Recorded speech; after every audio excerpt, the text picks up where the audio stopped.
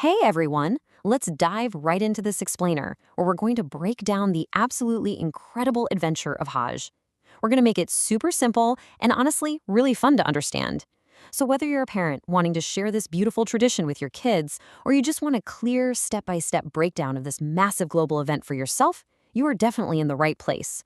We'll be looking at the stages of Hajj using some really wonderful, simple analogies that are perfect for younger minds.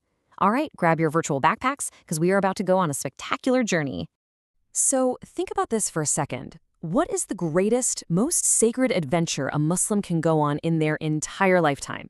I mean, we go on all sorts of trips, right? Holidays to the beach, camping out in the woods, visiting family far away. But there is this one journey that stands way above all the rest. It's truly an expedition of the heart and soul. And here is the answer, perfectly laid out. This is the map of our sacred adventure, Quest Hajj. Hajj is the fifth pillar of Islam, which means it's a super important duty that Muslims try to complete at least once in their lives, if they're able to. And as you can see, there are some pretty key checkpoints on this epic journey, places like Makkah, Mina, Arafat, and Muzdalifah. It's like a giant, beautiful puzzle. All right, Section 1, the ultimate sacred adventure. Every single year in this special Islamic month of Dhul Hijjah, millions, literally millions, of people from all over the globe pack their bags and travel to the desert. But why? What's drawing them all to this specific place at this exact time? Well, the absolutely crucial point here is that Hajj is not just a holiday. You're not just hopping on a plane to Mecca to relax and go sightseeing. Nope, it's a special duty. It's a religious journey where people are actually retracing the ancient steps of the prophets. By doing this, pilgrims are walking in the exact footsteps of Prophet Ibrahim, his wife Hajar, their son Prophet Ismail, and of course, Prophet Muhammad. It is a journey packed with wild twists, deep prayers, and really powerful life lessons. Moving on to Section 2, Packing Light, the Ihram. Okay, so our first major checkpoint is a designated boundary line called the Miqat. And this is where everyone gets ready by putting on very special, super simple clothes called ihram. Now, to really wrap your head around the ihram, I want you to imagine trying to walk a long, long distance while carrying this huge, heavy bag stuffed with all your favorite toys, gadgets, and heavy books. It would be completely exhausting, right? It is so much easier to travel light. Well, putting on the ihram is a lot like dropping that heavy bag of worldly things. You're leaving behind the fancy clothes, the everyday worries, all those distractions, just so you can focus entirely on God. It's all about polishing your heart and traveling light. And, there's another really beautiful reason for this. By wearing these simple white garments, which is just two unstitched white cloths for men and simple, modest clothing for women, every single person becomes exactly equal. There's no VIP section here. No matter where they're from, what language they speak, or how much money they have in the bank, they all look the exact same. It's a great reminder that the best person isn't the one with the fanciest clothes, it's the one with the kindest heart. Next up, Section 3, Circling the Kaaba. Let's head right into the heart of the city. So after entering the state of Ihram, pilgrims arrive in Makkah, and right here you can see the beautiful Grand Kaaba. This is the focal point for Muslims all around the world when they pray. But take a look at how completely different it is from the simple desert tents of Mina right next to it. We'll actually be visiting those tents later on. It's such a wild contrast, right? Our adventure is going to take us from this massive, bustling mosque straight out into the quiet of the desert. But first, right at the Kaaba, the pilgrims perform a ritual called tawaf. See that giant number 7? Yep, that is exactly how many times they walk around the Kaaba. 7 times, moving counterclockwise. And they do this in this massive, beautiful, swirling circle of humanity, praising God, doing exactly what the prophets did before them. It's truly a sight to see. All right, Section 4, Safa, Marwa, and Zamzam. Right after circling the Kaaba, the adventure really speeds up. Here, we remember the amazing story of a remarkably brave mother. This step of the journey is all about hope, running, and a literal miracle in the desert. We do an action called Sa'i.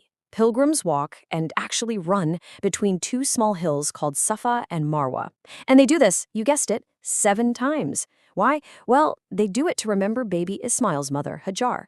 Thousands of years ago, she was all alone in the desert with her baby, frantically running back and forth between these exact hills looking for help and water.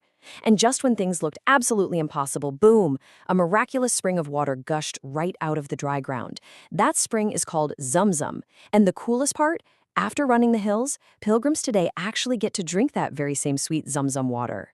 Section 5, Arafat and the Stars. Okay, grab your bags because we are leaving the city. The pilgrims head out for a massive camping trip, traveling to the huge tent city of Mina to rest, and then they move forward to the vast open plain of Arafat. Now, listen closely because this is considered the most important day of the entire Hajj.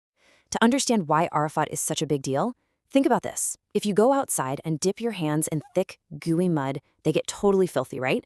But if you wash them with really good soap and water, they become perfectly clean again, no matter how muddy they were.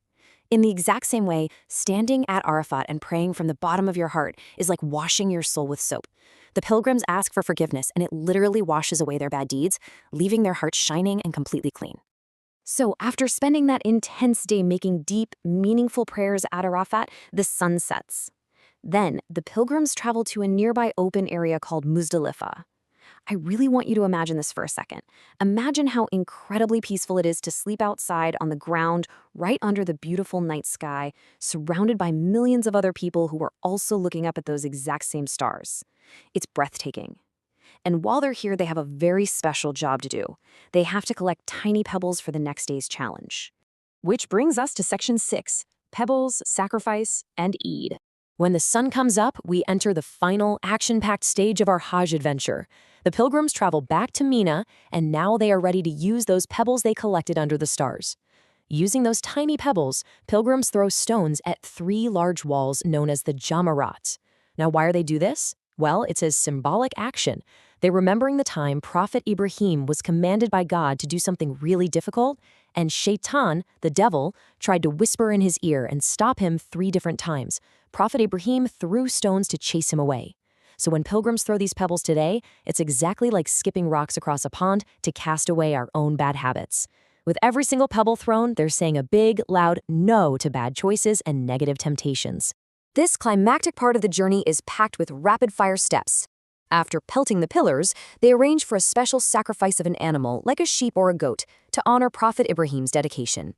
And what's really amazing is that the meat from these sacrifices is packaged up and sent out to feed poor and hungry people all around the world. Then, the men shave their heads and women trim a small piece of their hair. This actually means they can finally step out of their ihram clothes. They celebrate the incredibly joyful festival of Eid al-Adha, and finally, the whole shebang wraps up before they head back home by returning to Mecca for one last, super emotional farewell tawaf around the Kaaba.